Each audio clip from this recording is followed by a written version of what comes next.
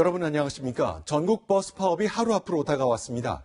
대구, 인천, 광주, 충남 4곳에선 일단 파업 결정을 철회하기로 했습니다. 하지만 서울과 경기 등에선 지금까지도 막판 줄다리기가 계속되고 있는데요. 현장 취재 기자 연결합니다. 정현우 기자, 협상 상황은 어떻습니까? 서울이 문제입니다. 서울버스노조가 오후 3시부터 사측인 서울시 버스운송사업조합과 막판 협상을 벌이고 있지만 4시간 넘게 지난 지금까지 아무런 결과가 나오지 못하고 있습니다. 당초 파업에 참여하기로 한 지역은 전국 11곳인데요. 이 가운데 대구와 인천, 광주, 충남 등 4개 지역 버스노조가 파업을 철회했습니다. 하지만 아직도 경기와 부산, 울산, 전남 등 7개 지역에선 임금 인상폭과 정년 연장 기간을 놓고 막판 신경전을 이어가고 있습니다. 오늘 정부가 준공영제 확대 등 긴급 대책을 내놓으면서 협상에도 속도를 내고 있는데요. 지역별로 쟁점이 워낙 다양하다 보니 일부 지역에선 자정을 넘겨서까지 협상이 계속될 것으로 보입니다. 네, 경기도가 규모가 큰데 거기서는 버스 요금을 올리기로 했다고요? 네, 그렇습니다. 버스 파업의 주요 쟁점인 버스 요금 인상을 놓고 국토부와 경기도는 핑퐁 게임을 벌여왔는데요. 결국 이재명 경기지사가 오는 9월 경기도 시내버스 요금을 200원 올리기로 밝혔습니다. 불가피하게 버스 요금 인상을 하게 된 점에 대해서 우리 도민들께 죄송하다는 말씀을 드립니다. 세종과 충청 남북도, 경남 등 다른 지역에서도 올해 안에 요금을 올리기로 했는데요. 대신 국토부는 광역 급행버스인 M버스와 빨간색 광역버스에 대해선 준공영제를 약속했습니다. 지금까지 퇴근길 서울 여의도 버스 환승센터에서 전해드렸습니다. 네, 4곳에서 타결 소식이 들려왔습니다만 많은 시민들은 여전히 혼란스럽습니다. 아직 협상이 타결되지 않아서 내일 아침 출근길을 걱정하는 시민들이 적지 않은데요. 자, 오늘 퇴근하는 시민들을 이다혜 기자가 만났습니다. 퇴근길 시민들의 발걸음은 여전히 무거웠습니다. 버스 노사 협상이 타결되기만을 기다리는 수도권 시민들은 하루 종일 애를 태웠습니다. 해결이 안 된다면은 이제 사람한테 손발을 묶어놓는 거지. 파주에서 이제 지금 막막해요. 그래. 파업이 코앞인데 어떻게 해야 됐는지 안내조차 하지 않는다며 원망하기도 했습니다. 내일부터 이제 버스가 파업하니 운행에 차질이 생기니 알아서 신경 쓰라는 그 문자를 보고 좀 당황스러운 상황이었습니다. 지자체들은 지하철을 증편하고 전세버스를 투입하는 등 대책 마련에 분주했습니다. 하지만 기존 운송 능력의 60-70%밖에 대체할 수 없는 상황입니다. 오늘 밤새 진행될 버스 노사 협상에서 최종 타결이 되더라도 또 다른 파업의 불씨가 남아있습니다. 이번 파업 투표에 참여하지 않은 경기 시내버스와 경북, 전북 등 버스노조원 5만 5천 명이 2차 파업을 벌일 가능성이 높습니다. 이달 말 노동쟁의를 신청한 뒤 다음 달 임금 협상을 진행할 예정인데 협상이 결렬되면 똑같은 사태가 벌어질 수 있습니다. 특히 이들 버스 회사는 준공영제 대상이 아니어서 노사가 합의점을 찾기가 더 쉽지 않을 전망입니다. 채널A 뉴스 이다혜입니다. 네, 서울과 경기 버스노조는 아직 파업을 철회하지 않고 있습니다. 특히 서울과 경기를 오가면서 출퇴근하는 주민들의 발이 경기도 광역버스인데요. 거기 노사는 3시간 뒤인 밤 10시부터 막판 협상에 들어갑니다. 타결되지 않고 만약 파업이 강행됐을 때 어떤 불편이 있는지 유지훈 기자가 직접 광역버스를 타고 알아봤습니다. 경기도 용인 명지대 앞에서 서울을 오가는 5,000번 광역버스입니다. 내일 버스 파업이 강행되면 운행이 중단될 예정인데요. 현재 버스 애플리케이션으로 보면 이곳에서 서울 세종문화회관까지 1시간 30분이 걸립니다.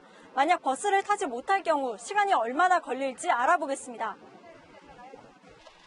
우선 지하철역까지 가기 위해 시내버스를 타야 합니다. 7개의 버스 정류장을 지나 내린 경전철 명지대역. 경전철을 타고 17분을 가야 첫 번째 지하철 환승역인 분당선 기흥역에 도착합니다. 평일 낮 시간이지만 빈자리를 찾기 힘듭니다. 출발한 지 1시간 46분, 광역버스를 이용하면 이미 목적지에 도착할 시간이지만 이제 두 번째 지하철 환승역에 내렸습니다. 서울 세종문화회관 앞 정류장에 도착했습니다. 용인 명지대에서 2시간 20분이 걸렸는데요. 광역버스를 이용했을 때보다 50분 더 걸린 겁니다. 내일 아침 600대 가까운 경기 광역버스 파업이 강행되면 많은 시민들이 한꺼번에 몰려 출근길은 큰 혼란이 빚어질 것으로 예상됩니다. 채널A 뉴스 유주은입니다. 동급생들의 집단 폭행을 피해 14살 중학생이 마지막으로 발을 디딘 곳은 작은 에어컨 실외기였습니다. 인천 중학생 추락사 사건의 가해 학생들에게 실형이 선고됐습니다. 피해자가 스스로 목숨을 끊었는지가 재판 내내 논쟁이었는데요. 법원은 어떻게 판단했을까요? 최수연 기자입니다. 지난해 11월 또래 중학생을 집단 폭행해 15층 아파트 옥상에서 떨어져 숨지게 한 10대 4명. 1심 선고 직전 피해자 측과 합의한 사람이 있느냐는 재판장의 물음에 이들은 아무 말 없이 고개를 숙였습니다. 이윽고 재판부는 상해치사 혐의를 유죄로 판정했습니다. 가해 학생 측은 피해 학생이 스스로 뛰어내린 만큼 사망의 책임은 없다고 주장했지만 재판부는 받아들이지 않았습니다. 집단 폭행이 벌어진 아파트 옥상입니다. 피해 학생은 옥상에서 3m 아래에 설치된 실외기로 탈출을 시도했습니다. 폭행을 견디다 못해 극단적 탈출을 시도하는 과정에서 숨졌다는 것입니다. 스스로 뛰어내린 것이 아니라 폭행을 피하기 위해서 탈출하다가 사망에 이른 것이라고 판단했습니다. 이들 4명에게는 각각 최장 7년에서 최단 1년 6개월의 실형이 선고됐습니다. 미성년자인 만큼 수감생활 태도에 따라 최종적으로 형량을 정하도록 한 것입니다. 재판부는 이 사회가 가해 학생들을 교육하지 못한 책임도 있다고 지적했습니다. 채널A 뉴스 최수연입니다. 검찰은 가해자들에게 최대 10년형이 내려지는 소년법이 적용되는 게 안타깝다고 이런 말까지 했습니다. 그만큼 잔인했고 양심의 가책도 느끼지 않았는데요. 78분 동안 아파트 옥상은 지옥이었습니다. 이어서 정다은 기자입니다. 가해 학생들은 지난해 11월 13일 피해 학생을 아파트로 불러냈습니다. 그리고 1시간여 뒤 피해 학생은 이곳 화단에 쓰러진 채 발견됐습니다. 피해 학생은 아파트 옥상으로 끌려가자마자 무차별적인 폭행을 당했습니다. 가해 학생들은 피할 때마다 10대씩 늘어난다며 협박한 뒤 주먹과 발 등으로 폭행했습니다. 피해 학생은 살려달라고 소리쳤지만 옥상엔 인적이 드물어 도움을 받을 수 없었습니다. 이들은 가래침을 입안이나 몸을 향해 뱉었고 허리띠로 피해 학생의 목을 조르는 가혹행위도 서슴지 않았습니다. 피해 학생은 기절한 신용까지 했지만 폭행은 78분 동안 계속됐습니다. 이들은 피해 학생이 가해 학생의 아버지 얼굴이 인터넷 방송인과 닮았다고 말했다는 이유로 폭행했습니다. 재판부는 폭행은 무한반복이었다며 성인도 감당하기 어려울 정도의 극심한 폭행과 가혹행위를 당했다고 밝혔습니다. 앞서 가해 학생들은 당일 새벽에도 인천의 공원에서 피해 학생을 협박하고 때렸습니다. 채널A 뉴스 정다은입니다. 클럽 버닝썬 사건의 핵심 가수 승리의 구속 여부가 잠시 뒤 결정됩니다. 성매수와 성접대, 횡령 혐의를 받고 있는데요. 오늘 법원 상황을 박건영 기자가 전해드립니다. 차에서 내린 승리가 굳은 표정으로 구속영장 심사를 받으러 법원 건물로 들어섭니다. 버닝썬 자신 횡령 혐의 인정하십니까? 쏟아지는 질문에도 아무 대답 없이 빠르게 법정으로 향합니다. 2시간 30분 가까이 이어진 신문을 마치고 호송줄에 묶여 법원을 나설 때도 마찬가지였습니다. 모든 혐의 아직까지 부인하십니까? 억울하다는 입장이십니까? 아직도? 영장 심사를 마친 승리는 이곳 서울 중랑경찰서 유치장으로 이동해 법원의 결정을 기다렸습니다. 승리는 오늘 법정에서 지난 2015년 해외 축구구단주 딸 일행과 일본인 투자자 일행 등에게 각각 성접대를 한 혐의에 대해 성매매 알선 사실을 몰랐다고 부인한 걸로 전해졌습니다. 하지만 오늘 구속영장 심사를 받은 유인석 유리홀딩스 대표의 말은 달랐습니다. 앞서 경찰에선 성매매 알선은 승리와 별개였다고 진술했지만 오늘 법정에선 승리도 성접대 사실을 알았을 것이라는 취지로 말을 바꿨습니다. 승리에게 불리한 진술이 최측근의 입에서 나온 겁니다. 승리가 구속을 피해갈 수 있을지 관심이 모아지고 있습니다. 채널A 뉴스 박건영입니다.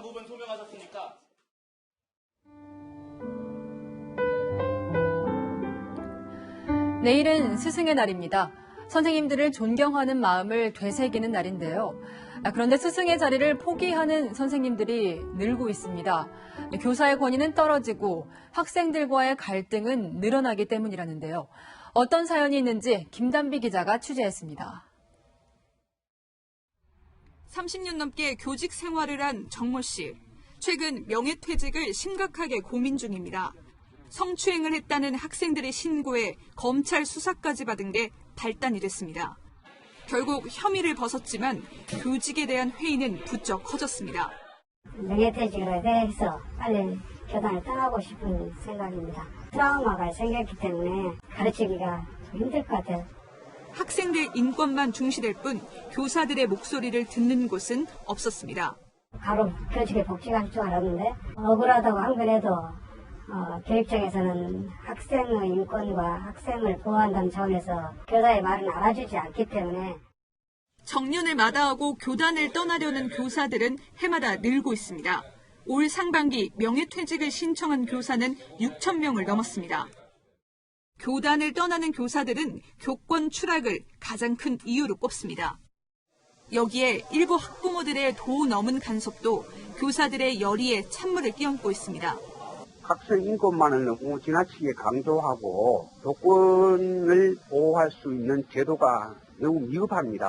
선생님들의 학위는 떨어지고 자포자기하는 경우가 많아서 명예퇴직이 증가하고 경험 많은 교사들이 대거 교단을 떠나면서 교육 현장의 공백이 우려됩니다. 채널A 뉴스 김단비입니다. 선생님이 제자에게 폭행당하고 막말을 듣는 장면은 많은 충격을 줬습니다. 최근에는 SNS를 통해 교사를 괴롭히기도 한다는데요. 선생님과 제자 간 갈등이 늘자 소송까지 번지는 일이 많아졌고 이런 상황에 놓인 교사들을 위한 보험도 등장했습니다. 이지훈 기자입니다. 선생님의 머리를 밀치는 아이들. 빗자루로 때리고 침까지 뱉습니다. 다른 학생들은 말리기는커녕 영상을 찍으며 조롱합니다. 아프겠다. 영상은 SNS에 공유돼 큰 충격을 줬습니다. 3년이 지났지만 현장에선 이 같은 일이 여전하다고 말합니다. 무단 결석을 한 학생을 학생부로 데려와서 지도하는 과정에서 학생부 선생님을 폭행하고 기물파손까지 하는 SNS를 통해 밤낮 없이 학부모들 간섭에 시달리는 것도 일상입니다. 심야에 연락을 하신다든지 그리고 취중에 연락을 하시는 사례들도 좀.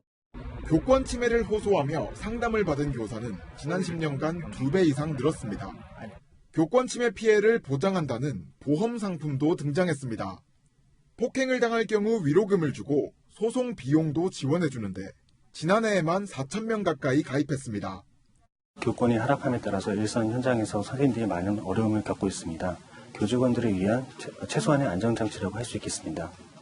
교사를 존중하는 분위기를 지금이라도 되찾아야 한다는 목소리가 커지고 있습니다. 채널A 뉴스 이지훈입니다. 서부 아프리카의 나라 부르키나파소에 갔다가 납치됐던 40대 한국인 여성이 오늘 귀국했습니다. 정부가 가지 말아달라고 권고한 곳에 갔다가 벌어진 일이었죠. 귀국 항공기 값은 가족이 부담했습니다. 먼저 이동훈 기자가 보도합니다. 지난달 12일 부르키나파소에서 피랍됐다 구출된 A씨가 오늘 오후 2시 이곳 인천공항을 통해 귀국했습니다. 귀국 비용을 정부가 세금으로 지원하는 것 아니냐는 논란이 일었는데 정부는 A씨 가족들이 항공 티켓을 보내왔다고 설명했습니다. 공항을 빠져나온 A씨는 취재진의 질문에도 묵묵히 걸을 뿐 입을 열지는 않았습니다. 여행 제지된 구역인 줄 알고 원래 가신 거예요? 지금 건강은 좀 어떠세요? A씨는 입국하자마자 3시간가량 국정원 등 관계기관 합동 조사를 받았습니다. 피랍 당시 상황 파악과 테러단체 정보 수집을 위해서입니다. 한편 외교부는 A씨가 납치된 부르키나파소 동부와 프랑스인 2명이 납치된 베냉 북부 지역을 철수 권고인 적색 경보로 상향 조정했습니다. 또 이번 피랍을 계기로 아프리카 전체 지역에 대한 여행 경보도 재검토 작업에 들어갔습니다. 채널A 뉴스 이동훈입니다. 네, 부르키나파소에서 납치됐던 프랑스 인질들을 구출하다가 프랑스 군인 2명이 숨졌죠. 조국의 부름에 응했던 이 둘은 프랑스로 돌아와 무명용사 묘역에서 연결했습니다. 김민지 기자입니다.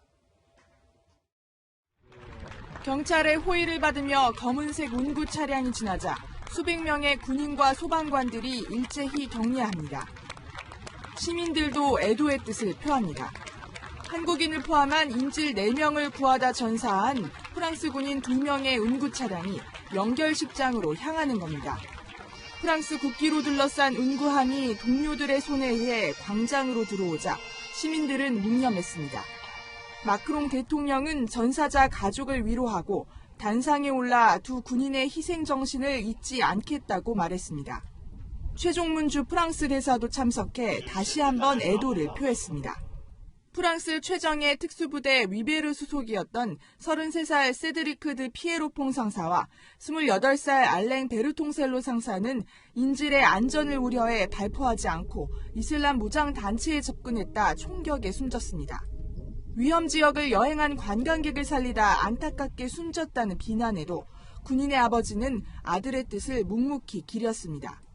Mon fils, il a fait son job, quoi. Il a fait son job et il a réussi sa mission. 프랑스 정부는 두 사람에게 공적을 세운 국민이 받을 수 있는 최고 훈장인 레지옹 도네르를 수여하기로 했습니다. 채널A 뉴스 김민지입니다. 신동빈 롯데그룹 회장이 트럼프 미국 대통령을 만났습니다. 대기업 총수로는 처음으로 백악관에 초청된 건데요. 롯데는 사드 배치 때문에 중국에서 부당한 대우를 받았는데 미국에선 이런 초청을 받은 것이 대조적입니다. 한수아 기자입니다. 신동빈 롯데그룹 회장이 현지 시간 어제 오후 워싱턴 백악관 집무실에서 트럼프 대통령을 30여 분간 면담했습니다. 면담이 끝난 후 트럼프 대통령은 직접 트위터에 사진을 올렸습니다. 롯데의 투자가 미국인에게 많은 일자리를 제공했다며 환영한다는 글도 적었습니다.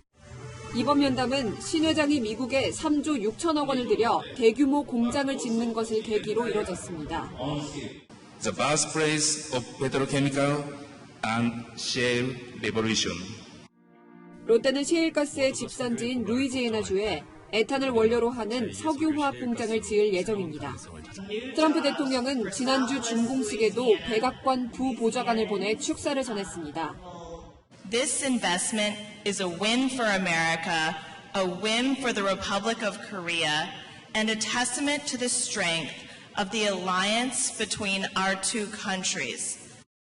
수조 원을 투자한 미국과 달리 롯데는 사드 보복 이후 중국 시장에서는 롯데마트를 철수하는 등 발을 빼왔습니다. 중국 대신 북미로 무게중심을 옮겨 새로운 성장 발판 마련에 나섰다는 해석이 나옵니다. 채널A 뉴스 한수아입니다. 네, 조양호 회장 사후 한진그룹의 총수, 그러니까 동일인이라는 법적 지위를 두고 3단매 갈등설이 있었죠. 한진 측이 총수는 조원태 회장이라고 공정위에 신고했습니다. 김지환 기자가 조원태 회장 시제에 남아있는 과제를 짚어봤습니다.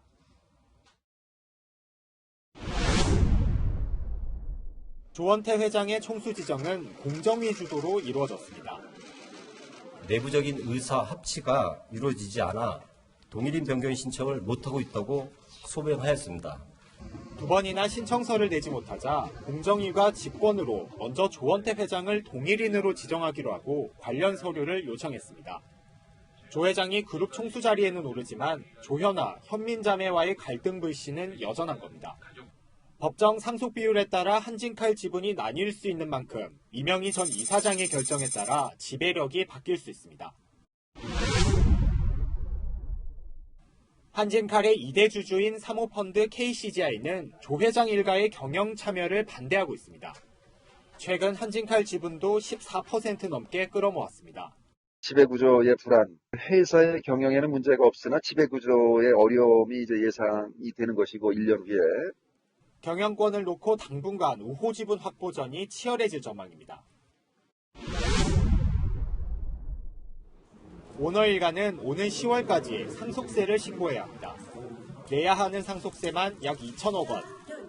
현재 계열사 지분과 부동산 매각 등이 거론되고 있지만 금액이 큰 만큼 재원 마련이 최대 난제가 될 것으로 보입니다. 채널A 뉴스 김주환입니다.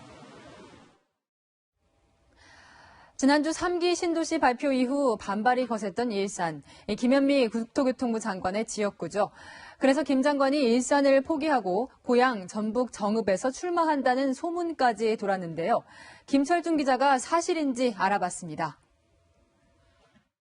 330만 제곱미터 이상의 신도시는 고양, 부천 두 곳에 5만 8천 호이며 국토교통부가 지난 7일 3기 신도시 계획을 발표한 이후 김현미 장관이 후폭풍에 휩싸였습니다. 김 장관의 지역구인 일산 서구는 1기 신도시입니다. 그런데 서울과 더 가까운 고향 창릉이 3기 신도시로 지정되면서 가치가 떨어지게 됐다는 비판이 나오기 시작한 겁니다. 이곳은 김현미 국토부 장관이 살고 있는 일산 서구의 한 아파트인데요. 3기 신도시 발표에 불만을 가진 일부 주민들은 지난 주말 다른 지역 주민들과 함께 인근에서 항의 시위를 벌이기도 했습니다. 아파트 앞에서?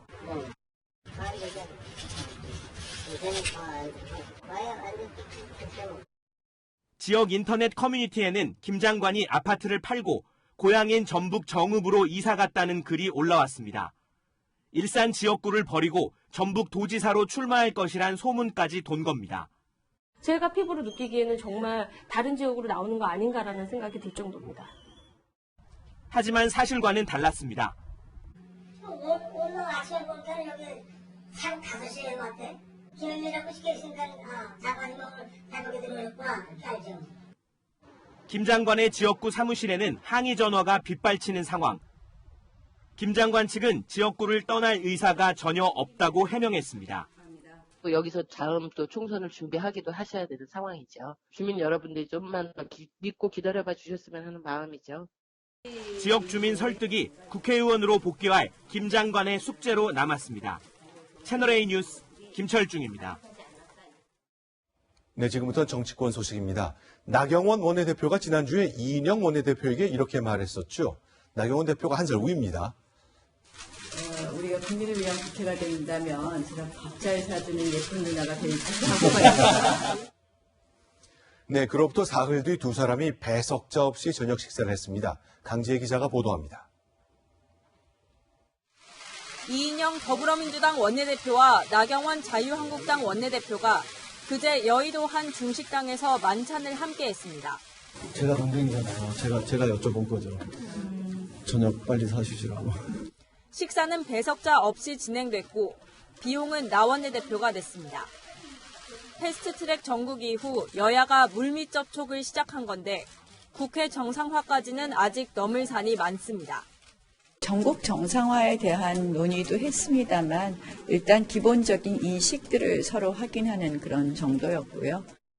그 얘기가 근거가 되어서 더 구체적인 얘기 할 수 있을 것 같아요.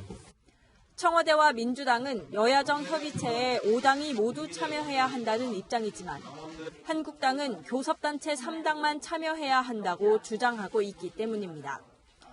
이에 이 원내대표 측은 한국당이 추경에 확답하면 청와대에 건의해 볼 수 있다며 협상의 여지를 남겼습니다. 문재인 대통령은 야당과의 대화를 거듭 촉구했습니다.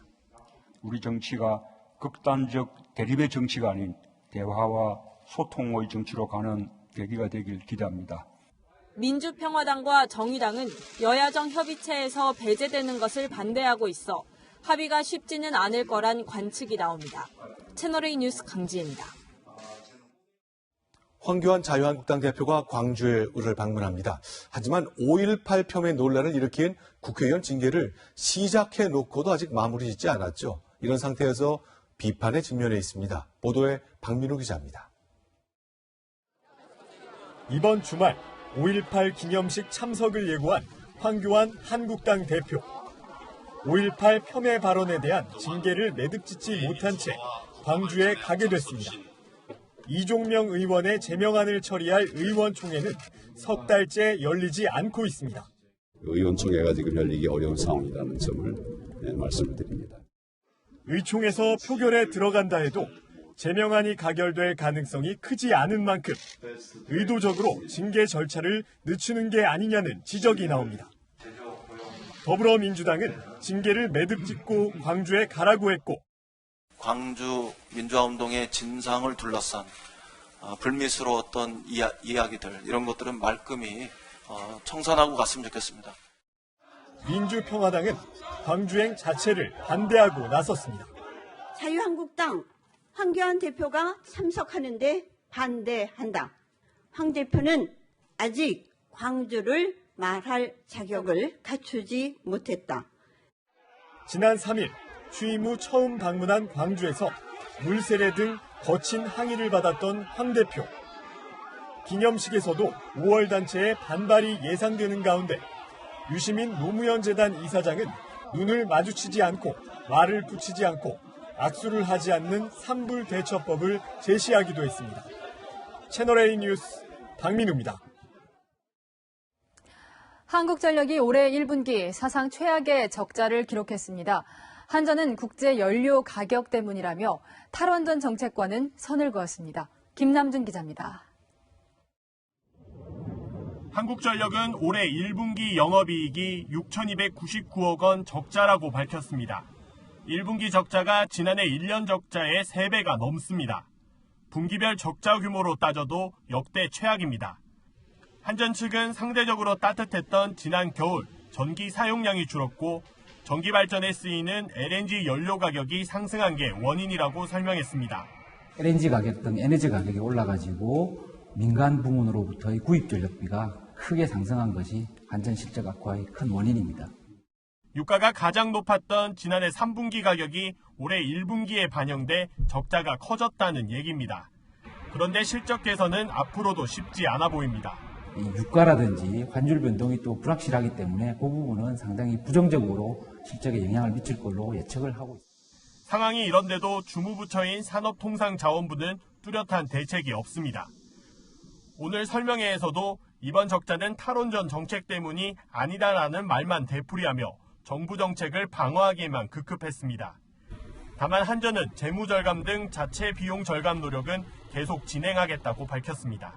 채널A 뉴스 김남준입니다. 그런데 한국전력 외에도 수천억 원대 수익을 내던 공기업들의 실적이 급감하고 있습니다. 정부의 무리한 정책 때문이라는 분석도 나오는데요. 공기업의 위기, 국민 부담으로 이어질 수 있죠. 이현수 기자입니다. 한국전력같이 수익 사업을 하는 시장형 공기업 16곳의 지난해 순손실은 1조 1,125억 원. 2016년만 해도 10조 9천억 원대에 달했던 이들 공기업의 순이익은 2년 만에 마이너스대로 급감했습니다. 특히 한전을 비롯한 주요 발전소와 한국수력원자력, 지역 난방공사 등 에너지 공기업 6곳은 아예 적자 전환했습니다. 2년 전까지만 해도 수천억 원에서 수조 원대까지 이익을 냈던 곳입니다. 전문가들은 정부의 탈원전 정책 기조를 원인으로 꼽습니다. 원전 가동률이 줄어들고 재생에너지 구입 비용이 늘어나고 LNG 발전 비율이 높아지기 때문입니다. 탈원전 때문이 아니라는 주장은 말장난이에요. 여기에 정부가 현재 7%인 재생에너지 비율을 2030년까지 20%로 늘리겠다고 밝히면서 에너지 공기업의 경영 압박은 앞으로 더 커지게 됐습니다. 급격한 비정규직의 정규직화도 공기업 실적 악화의 요인으로 지목됩니다. 지난해 대규모 적자에도 공공기관 임직원은 전년보다 3만 6천 명 늘었습니다. 이 중 비정규직의 정규직 전환이 2만 4천 명입니다. 그리고 공기업의 부실화에 대해서 정부가 책임을 지게 되면 그것이 국가 부채로 이어져서 국가 경쟁력에 큰 문제가 생길 수가 있습니다. 정부 정책에 따른 부담을 공기업들이 짊어진 상황에서 수익성 악화는 결국 공공요금 인상으로 이어질 수밖에 없다는 지적입니다. 채널A 뉴스 이현수입니다. 네, 김수현 대통령 정책실장이 장관들 군기 잡기에 직접 나섰습니다. 성과 없는 국정을 공무원 탓으로 돌리는 것이 방송 카메라에 잡힌 직후여서 눈길을 끌고 있죠. 내일부터 최근에 임명된 장관들을 차례로 불러 업무 면담을 합니다. 조아라 기자입니다. 정부 관리만 덜 듣는 거 이런 거는 제가 다 그건 해줬어요. 진짜 저도 이게 2년 관료들이 꿈쩍도 하지 않는다고 비판했던 김수현 대통령 정책실장. 이번 주 5명의 신임 장관을 청와대로 불러 업무 면담을 합니다. 내일 박영선 중소벤처기업부 장관을 시작으로 진영 행정안전부 장관, 김현철 통일부 장관 등의 면담이 이어집니다. 대통령 업무 보고에 앞선 사전 점검 차원이라지만 공직사회 고삐 죄기가 시작됐다는 관측이 나오고 있습니다. 공무원을 바라보는 청와대의 시선은 곱지만은 않았습니다. 복지부동, 무사 안일, 탁상행정 등 부정적 수식어가 더 이상 따라붙지 않도록 과감하게 정부 혁신을 추진해 주기 바랍니다. 청와대 관계자는 공무원들이 고생은 하는데 문재인 정부의 정책 기조와 다른 방향으로 움직이는 경우가 있다며 불만을 토로했습니다. 소득 주도 성장 같은 정부 핵심 정책의 성과가 나오지 않는 게 공무원 때문이란 겁니다. 청와대는 집권 3년 차에 가시적인 성과를 내기 위해 공직사회의 고삐를 더 바짝 잴 것으로 보입니다. 채널A 뉴스 주아라입니다.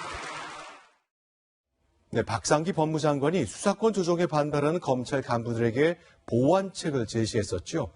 하지만 검찰은 양보하는 신용만 낸다며 냉랭합니다. 문무일 검찰총장은 다시 공개적으로 자기 의견을 냈습니다. 성혜란 기자입니다. 문무일 검찰총장은 박상기 법무부 장관이 제시한 수사권 조정 보완책이 미흡하다고 밝혔습니다. 유선상으로 보고받기로는 받아들여진 정도까지 된 건 아닌 것 같습니다. 박 장관은 어제 오후 검사장들에게 보낸 이메일에서 검찰의 보안 수사 권한을 강화하겠다고 밝혔습니다. 또 경찰이 송치한 사건도 새로운 혐의를 발견한다면 검찰이 직접 수사할 수 있도록 하겠다고도 했습니다. 경찰에 수사 종결권을 주면 공룡 경찰이 될 것이란 검찰의 우려를 고려해 보완책을 내놓은 겁니다. 검찰 내부에선 만족할 만한 수준은 아니라는 게 대다수 의견입니다. 수사 지휘 등 근본적인 문제는 무시한 채 지엽적인 사안만 거론하며 양보하는 듯한 신용만 냈다는 겁니다. 검찰 반발 무마용으로 보완책을 급조해서 내놓고 있다는 반발도 적지 않습니다. 검찰 고위 관계자는 수사권은 흥정 대상이 아니라며 장관이 하루아침에 수사권에 대한 인식이 바뀔 수 있는 것이냐고 비판했습니다. 박 장관의 지휘 서신 발송으로 기자간담회를 연기한 문 총장은 이르면 이번 주 추가 입장을 밝힐 계획입니다. 채널A 뉴스 성일환입니다. 네, 그동안 어떻게든 수사권을 확대하게 된 경찰의 수장은 이 사안을 두고 공개 언급을 자제해왔습니다. 그런데 검찰의 반발이 커지자 민감용 경찰청장은 처음으로 글을 올렸습니다. 수사권 조정은 국민의 요구라고 썼습니다. 조영민 기자입니다. 민감용 경찰청장이 처음으로 경찰 내부망에 글을 올렸습니다. 우선 민 청장은 검경 수사권 조정은 국민적 요구라고 규정했습니다. 그러면서 구체적으로 수사권 조정 대상을 언급했습니다. 검사의 수사지휘권 폐지와 경찰의 수사 종결권 부여 등을 거론하며 관련 법안의 국회 처리 과정에서 최선을 다하겠다는 의지를 밝힌 겁니다. 현재 수사권 조정안도 그런 견제와 균형의 원리와 국민의 관점에서 입법이 마무리되기를 저희 경찰은 학수고대하고 있습니다. 민 청장의 글은 검경 수사권 조정 국면에서 검찰에 밀리지 않겠다는 의지를 보인 것으로 풀이됩니다. 수사 지휘권 등을 놓고 검찰의 반발 기류가 거세지자 신속 처리 안건으로 올라온 수사권 조정안을 반드시 지켜내겠다는 뜻을 강조했다는 겁니다. 일각에선 들끓는 경찰 내부 분위기와 무관치 않다는 분석도 나옵니다. 경찰 관계자는 최근 검찰의 여론전에 경찰은 왜 가만히 있느냐는 현장 목소리가 컸다며 내부 분위기를 다독이고 결속하기 위한 의도로 보면 된다고 설명했습니다. 국회 관련 법안 처리를 앞두고 수사권 조정안을 둘러싼 검경 갈등이 본격화되고 있습니다. 채널A 뉴스 조영민입니다. 숙명여고 시험지 유출 의혹 사건의 재판이 진행 중이죠. 쌍둥이 딸들은 열심히 공부해서 성적이 올랐다고 주장하는데요. 전문가는 실력으로 풀었을 가능성이 100만 분의 1 정도로 낮다고 봤습니다. 이유가 무엇인지 김철웅 기자가 전해드립니다. 숙명여고 현모 전 교무부장은 오늘 선고 전 마지막 재판에서도 쌍둥이 딸에게 시험지를 유출한 적이 없다고 주장했습니다. 그러면서 형광펜이 빼곡하게 칠해진 쌍둥이 딸의 교과서를 증거로 제출하며 성적이 오른 건 열심히 공부했기 때문이라고 강조했습니다. 하지만 검찰은 쌍둥이가 정답이 바뀐 문제에서 정정되기 전에 정답을 써냈다가 틀린 점에 주목했습니다. 법정에 증인으로 출석한 계량통계학 전문가는 두 딸이 수정되기 전에 답을 동시에 고를 확률은 100만 번 중에 1.2번이라고 밝혔습니다. 쌍둥이 중 동생은 지난해 2학년 1학기 자연계 중간고사에서 정답이 수정된 6개 문제 중 5개의 정전 전 답을 선택했습니다. 인문계인 언니는 4개 중 3개의 정정 이전의 답을 써냈습니다. 이 두 가지 상황을 동시에 만족시킬 수 있는 확률이 100만 분의 1.2, 0.0000012%란 의미입니다. 전문가들은 벼락을 맞을 확률인 70만 분의 1보다 훨씬 낮은 수치라고 설명했습니다. 채널A 뉴스 김철웅입니다. 20년 전 영국 엘리자베스 2세 여왕은 경북 안동을 찾았습니다. 어머니가 걸은 길을 둘째 아들 앤드루 왕자가 방문했다는데요. 김태형 기자가 전해드립니다.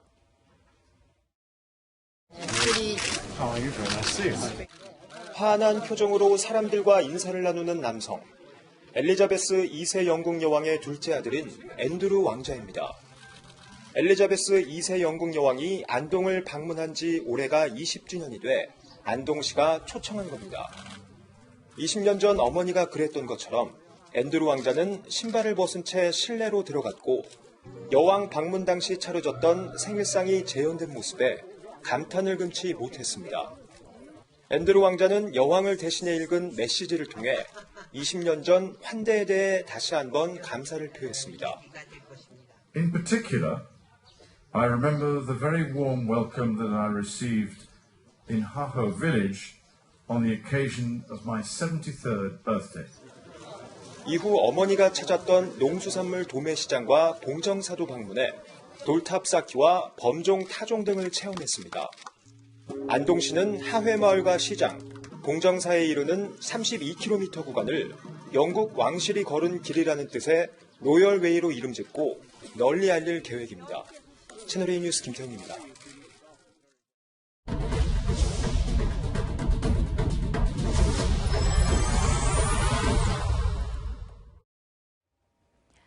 유명한 부자들이 많이 사는 미국 샌프란시스코 거리에는 쓰레기 더미에도 값진 물건이 많습니다. 그래서 부자들의 쓰레기를 주워 생활하는 사람들도 있는데요. 보물 사냥꾼이라는 별칭까지 붙었습니다. 황규락 특파원이 이들과 동행했습니다. 샌프란시스코 21번가에 늘어선 수십억 원대의 주택들. 페이스북 CEO 마크 저커버그 등이 사는 유명한 부촌입니다.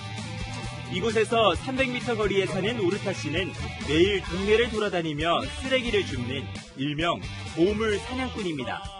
This is fun for me because surprise. You never know what's going to be in a box or in a bag full of stuff, you know. 오르타 씨가 2시간 동안 동네를 돌면서 주운 물건은 작은 옷가지부터 필름 카메라와 청소기까지. 오늘은 운 좋게 $100 이상의 물건을 찾았습니다. I found, like I said, I found 2 Louis Vuitton $800 sunglasses, and I found a 14-karat gold chain with the gold. This came out of garbage. This came out of garbage. This came out of garbage. 같은 건물에 사는 로드니 씨 방의 물건들도 대부분 쓰레기통에서 나온 것들입니다. Yeah, so you can find almost anything because people, they just throw things away. 300명이 넘는 노숙인과 저소득층이 쓰레기 수거 활동에 나서면서 지하 경제까지 형성됐습니다. 이곳에는 주말마다 사람들이 모이면서 거리에 작은 장터가 열리는데요. 대부분 쓰레기 더미에서 나온 물건들이지만 보시다시피 쓸만한 것들도 꽤 많습니다. These objects that are still useful out of that waste cycle and reusing them, I think adds value back into the